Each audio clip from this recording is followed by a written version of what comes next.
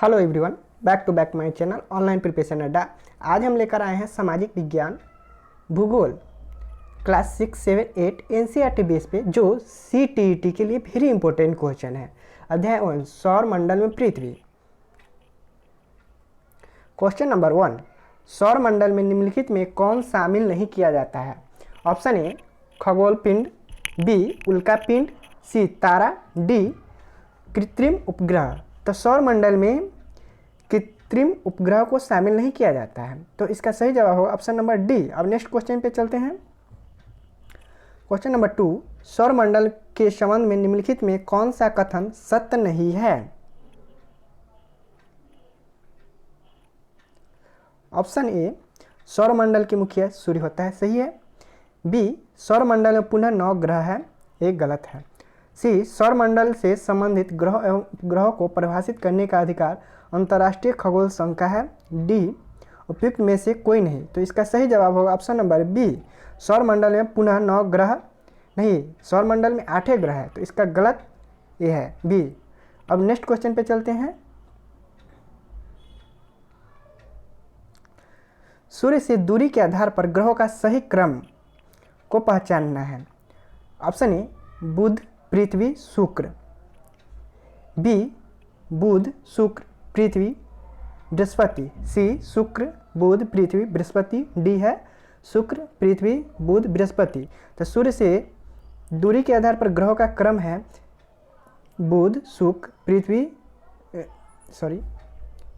बुध शुक्र पृथ्वी बृहस्पति, तो इसका सही जवाब होगा ऑप्शन नंबर बी। अब नेक्स्ट क्वेश्चन पे चलते हैं।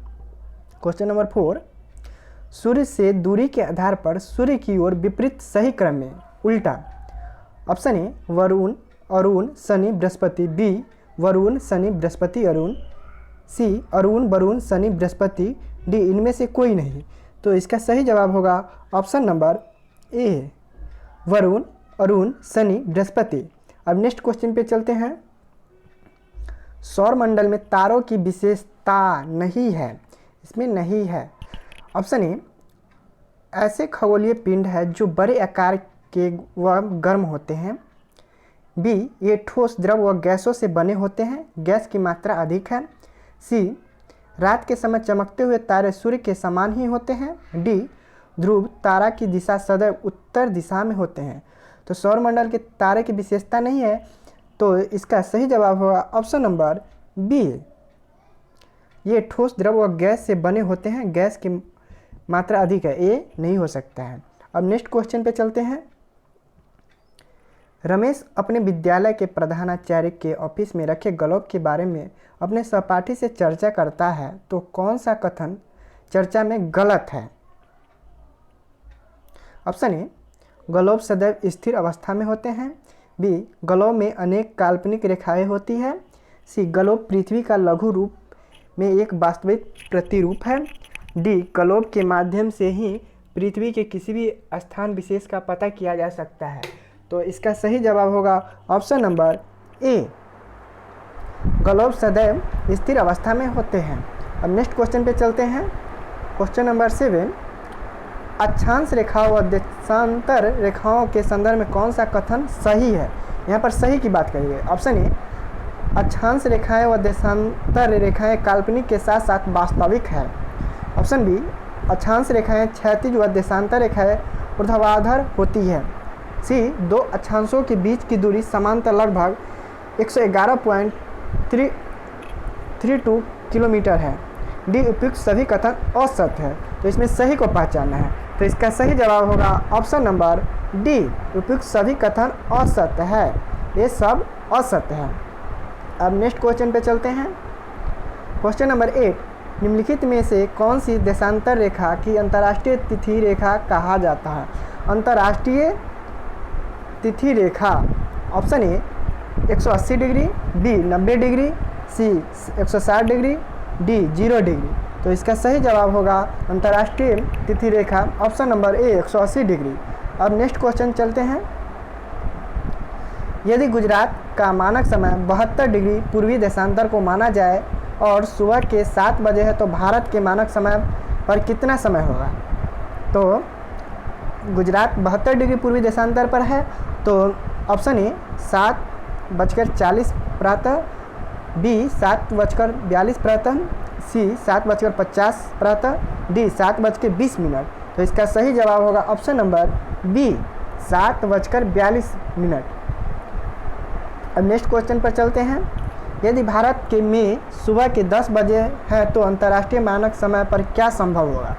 ऑप्शन ए 5 प्रातः, बी 10 ही रहेगा, सी 5:30 प्रातः, डी 4:30। तो इसका सही जवाब होगा ऑप्शन नंबर डी। अगर 10 बजे है अंतर्राष्ट्रीय तो भारत में 4:30 माने 4:30 बजेगा।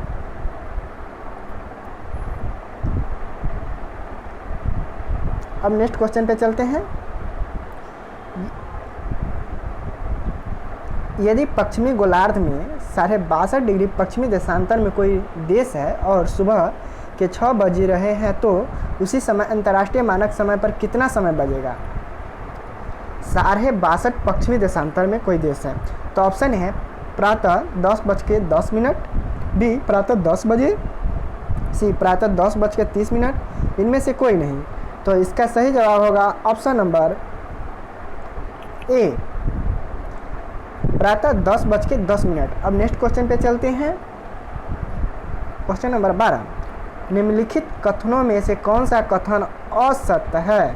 ऑप्शन ए समय को मापने का सबसे अच्छा साधन पृथ्वी, चंद्रमा एवं ग्रह की गति है, बी पृथ्वी पर किसी विशेष स्थान का सूर्य की स्थिति से परिकल्पित समय स्थानीय समय कहा जाता है, सी स्थानीय समय का अनुमान सूर्य के द्वारा बनने वाली परछाई से लगाया जा सकता है, सी उपयुक्त में से कोई नहीं। तो इसका सही जवाब है ऑप्शन नंबर डी उपयुक्त में से कोई नहीं। अब नेक्स्ट क्वेश्चन और लास्ट, उत्तरी अयनांत कहा जाता है? ऑप्शन ए उत्तरी गोलार्ध 21 जून को लंबा दिन व रात छोटी, बी उत्तरी गोलार्ध 23 मार्च को रात लंबी व दिन छोटी, सी उत्तरी गोलार्ध 21 सितंबर को दिन लंबा व रात भी छोटी, डी उत्तरी गोलार्ध 22 सितंबर को दिन रात छोटी। तो इसका सही जवाब होगा ऑप्शन नंबर ए।